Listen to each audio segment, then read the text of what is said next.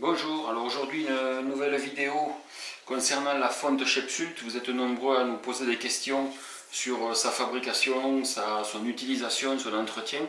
Donc voilà, il y a d'autres vidéos qui sont sur le site, sur la chaîne, pour les diverses utilisations, les diverses recettes. Donc là, voilà comment fonctionne la fonte, comment elle est fabriquée. Donc la première chose, elle est fabriquée 100% en Suède. Il n'y a pas de PTFE à la surface, il n'y a pas d'émail, il n'y a pas de vernis, il n'y a pas de peinture. C'est uniquement de la fonte avec de l'huile dessus pour éviter l'oxydation, parce que c'est la matière principale, c'est quand même du fer à 94%. Là, après, il y a 3-4% de carbone et le reste, c'est de la silice. C'est des matières qui sont moulées, qui s'est moulé dans du sable, donc c'est pour ça qu'on a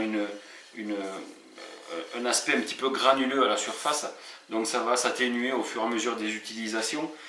Ça va se patiner, se culotter, on appelle ça le culottage. Ça va devenir noir, un petit peu mat, mais c'est tout à fait normal. C'est comme ça qu'on protège et qu'on patine la surface des ustensiles en fonte brute de ce type-là. Voilà. Après, c'est fabriqué 100% avec le système éolien. Il y a le fer n'est pas du fer recyclé, mais c'est vraiment du fer qui sort d'une mine, qui vient de la mine de fer de Linköping, qui est juste à côté de la fonderie en Suède. Donc c'est 100% suédois. Si on regarde un petit peu le dessous, je ne sais pas si on le voit bien à l'écran, voilà, en fait toute la partie du fond qui est en contact avec les plaques, surtout les plaques électriques, les plaques vitraux, les plaques à induction ou les plaques halogènes qui demandent une surface vraiment plane. On a le fond, on ne le voit pas à l'œil nu, mais quand on y pose une règle dessus, on voit qu'il c'est légèrement concave, il y a entre 1 mm et 2 mm de jeu. Pour qu'une fois que la matière chauffe, pour une fois que la fonte chauffe, la matière se dilate comme toutes les matières, elle se déforme légèrement. Alors on ne le voit pas forcément à l'œil nu, mais c'est légèrement concave quand c'est froid et quand ça chauffe, ça se met parfaitement plat. Donc la poêle sera parfaitement stable sur vos plaques. Donc il n'y aura pas de problème de bascule.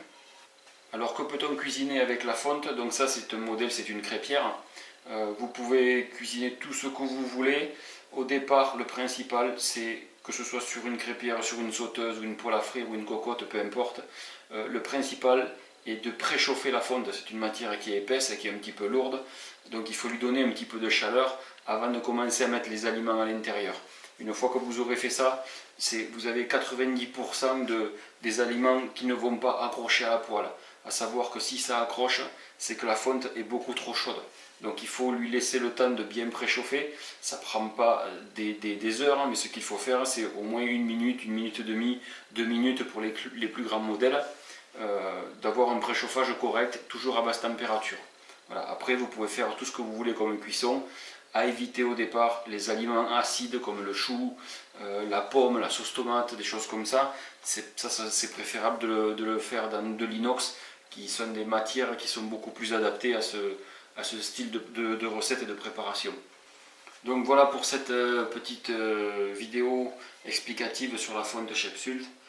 Si vous avez des questions, n'hésitez pas, vous envoyez des mails, vous pouvez nous appeler, on répond en général rapidement. Vous avez le blog qui est aussi là pour avoir des réponses sur des utilisations ou sur l'entretien de vos produits, que ce soit des poêles ou des cocottes, ça s'utilise et s'entretient exactement de la même façon.